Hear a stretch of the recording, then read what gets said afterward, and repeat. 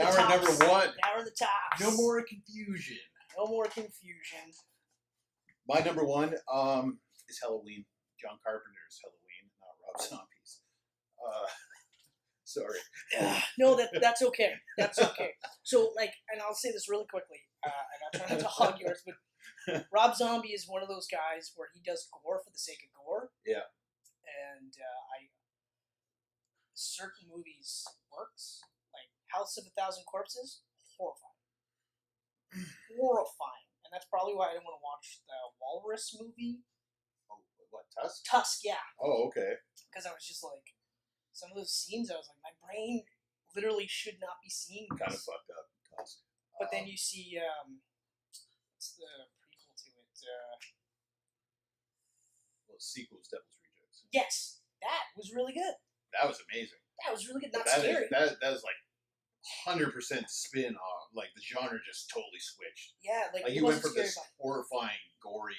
Yeah, it was only Texas Chainsaw Massacre. It was, like gory. Yeah, like just, Texas Chainsaw Massacre times 10. Like it's Yeah. fucked. To like these. Well, I think it was the studio. Killers on the road. Studio got in and was like, "We'll give you this money and you make this movie." Yeah. But I want to do this. And they're like, "No, Rob. Right. We'll give you this money. Chill out, man. You make this movie." Yeah. Okay. We watched House of a Thousand Corpses. We're still puking. Mm-hmm. This is the movie you're gonna make. Right here. Right here. And you don't want to think Rob Zombie would literally sell out, but you can still have your dirty white man trailer park boy spin to it. Yeah. But it's got to be this. And I think after that he went into Halloween. I think he went into Halloween and he did. And then Halloween 2. He did his Halloween 2 and everything. I'm glad that was the end of it. Yeah, his Halloween, I found, like, Michael Myers was very intimidating and everything. But it was overly disturbing at times. And that's kind of what turned me off from it. Like, it was a decent... Yeah. It showed too much, but it was still decent. So it's kind of like when do you feel like it's kind of like the Nightmare on Elm Street remake, where they say once and for all that he's a child molester?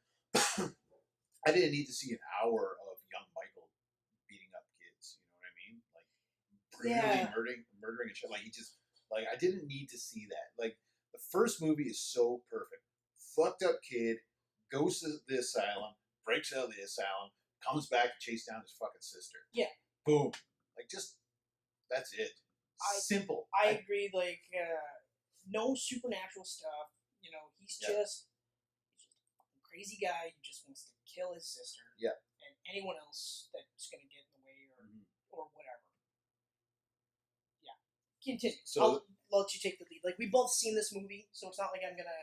But I'll try to... Well, no, that's fine, man. That's the whole purpose of this. But Halloween is my favorite. At the same time, it's also one of the horror movies I can watch the least amount of because Michael Myers scares the fuck out of me. I can watch Freddy, I can sleep. I can watch Jason, I can sleep. Michael Myers, I watch more so the first two movies than the sequels, but his white, expressionless mask just burns into my mind, and I will fucking lay awake at night because he legitimately scares me. He's a horrifying horror villain. He's legit scary. Yeah, and it's funny because it's just a William Shatner mask. I know, and it always cracks me up. Yeah. Like, and they say it too, like, oh, it's Captain Kirk, but it's like that doesn't mean shit. Doesn't mean Even shit. knowing that it's Captain Kirk, it's worse because it's like you don't know who's underneath it. Mm-hmm. That's part of the part that really scares me is because now you don't know it could be anybody. Yeah. Right. So he can take that mask off, and because we've never in that movie we don't see his face. No, and that's kind of another reason why Rob Zombie's version kind of just like broke it all because you see what's under the mask. This is just like there's so much mystery behind him, and that mystery makes him even scarier. You know, like just seeing him stand beside a fence and then duck in, or seeing him stand in the clothesline and the sheets are blowing around him, and breaking through the closet, like just like he horrifies me. He really does. It's legit, yeah. Like I have to agree. Then I'm actually not happy that you pointed it out like that. Yeah. Because now I'm probably gonna be like, well, tonight I'm not sleeping. Yeah. You know, like 14 beers to pass out tonight. And it's like I don't have to watch the whole movie either. Like if I just see a snippet, like just a little trailer, or like boom, his mask is in my head, and I mean that's saying a lot. because it doesn't really have any jump scares that I can really think of. No, because that's a slasher. That's part of the slasher. Yeah, genre. it's that's knowing he's there. Yeah. Just seeing a glance of him, just like that. You're just like, oh man, ladies, he's right around that corner. Yeah. And it's eerie, like just. Yeah. And Jamie Lee Curtis is incredible in it. She's so good. So good. She set the standard for Final Girls. Exactly. I love Final Girls the movie. Like, I love watching a woman just like and not like she's just a normal schoolgirl. Yeah. And then she gets this courage and she fights back. I'm not dying today. Right? Yeah. And to me that's just better than seeing a guy. I don't know what it is. It's not as sexist though. It's just like a guy can, seeing a guy fight a guy, it could be anything, We get that from action movies all the time. I see it all the time. That's right. When I see this girl, this young woman, she's not like, in the army or anything. She does no fighting. That's right. She's just fighting for her life. Well, and I think part of it too is there's that aspect. But like even just because like when they cast guys, even like I joked about it right at the beginning when they're like the nerdy loser guy, they're still like underneath the geek shirt. It's 16 abs. Okay, we know you're ripped, Chris. Yeah, I mean, exactly. You know what I mean? So it's just like it's like Chris Hemsworth in Ghostbusters. The ripped nerd idiot, right? You're just like yeah, of course you're gonna kick the fuck into the bad guy. Yeah. Whereas like she's just a normal schoolgirl, and she just got to that point where she's like, I'm not dying today. Yeah. That's it. And like that's one of those ones where they even like there's a rape allegory in there as well, because he's got the knife and he's penetrating her with this knife against her will. Like that's very like forced sex stuff on there, and she's like, nope, not today, not gonna happen. Yeah. And I only reference that because like they talked about it a bunch of times with that character, but like I like that she set the template for that sort of like the final girl. Yeah, like there's earlier slasher type movie. Well, I think there's Psycho. Friday the 13th. That came after. That came after. Halloween was 78. Oh, maybe 77, but it was late 70s. All those other slashers didn't come till the 80s. That's right. The only slasher I think that's really ahead of it, besides Psycho, is Black Christmas. I believe that's earlier than Halloween. Yes, I think you're right. Which is really fucked up as well. That's another one, yeah. That's really, really fucked up. Psycho. I don't know if because that's not a final girl though. Because she doesn't live. Yeah, she gets killed. But slasher, I think right. Yeah, that was probably the earliest I can think of. Yeah, because that was the 60s. That's right.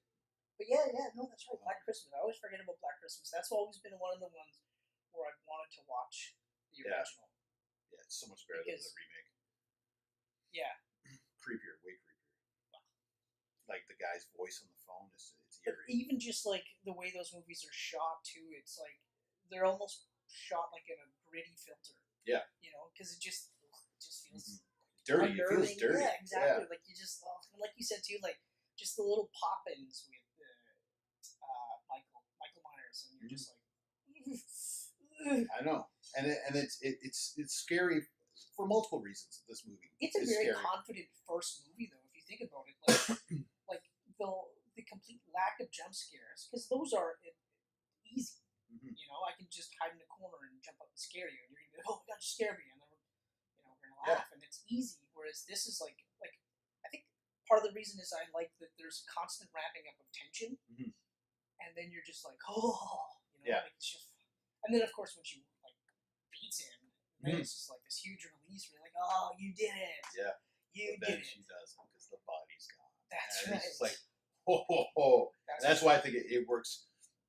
I think John Carpenter wrote the sequel, but he didn't direct it. But it still flows nicely into the second. Like I watched the second with the first season. Like I usually watch this back to back. Yeah, because it feels like a nice flowing thing. Right, and then you watch the season of The Witch, and you're like, "What the fuck is going on here?" What the fuck? A lot of people love that movie, but I watched it.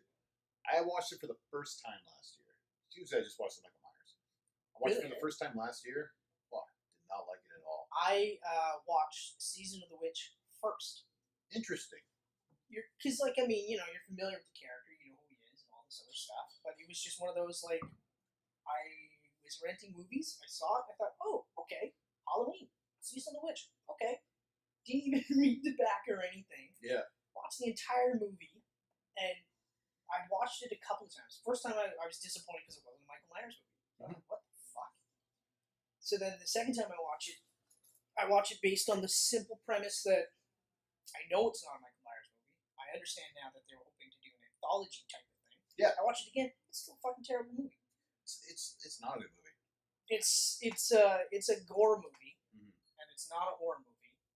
The premise is interesting, but like, I don't know. I almost feel like because of the anthology stuff, they like to do like bad endings where like the heroes lose. Yeah. Where I mean, in Halloween you can do it where like you said, like she kills Michael Myers, she lives, but then the body's gone. So she still won. Mm-hmm. We just have to wait and see what happens next, right? Yeah. So I actually went back and watched the original. The second one was the first one I saw.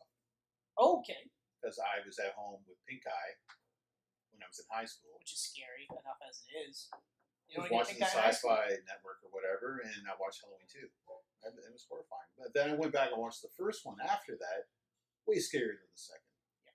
It's just something just unnerving about it. And it takes place in Haddonfield, I believe, Illinois. Small town, right? Mm-hmm. And it's scary for us because we live in small town Thunder Bay, That's right? So like so much of this was like, Jamie Lee didn't know she had this brother, and all of a sudden here's this fucker coming after her, trying to kill her. Like I was just like, wow, what if I have this other sibling out there who wants to kill me? I'm in this small town. Like that's right. So much of it just hit home, and it's eerie.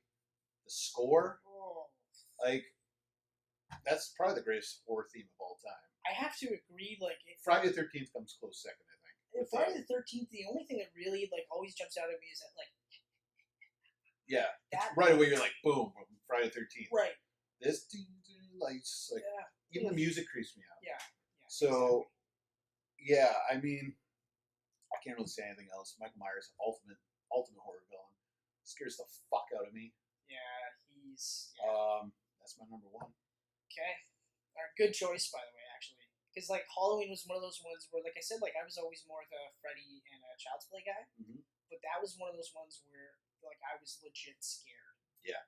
I wasn't like because Child's Play is a suspenseful thriller slasher type thing. Still, it's scary, but it's scary. Yeah. It's not like, like even though like you get to the end of that movie and she wins, and then you get to that body thing, and you're like, oh fuck, fuck, you couldn't just kill him, right? Oh god, I have to sit through a million movies with this guy in it. That's like Halloween. It feels real. And this is a guy in a jumpsuit with a white mask just stabbing that's people. The scariest part. Like and that's Freddy, especially like the first two because they don't deal with like supernatural elements. Supernatural stuff. They don't make him like the incarnation of pure evil. It's just he's just literally his focus is I'm gonna kill her. That's it. I'm gonna kill anyone who gets in my way, but I'm gonna kill her. That's it.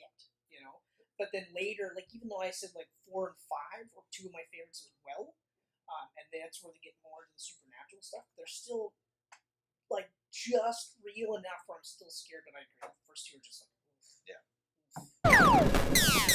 Yeah.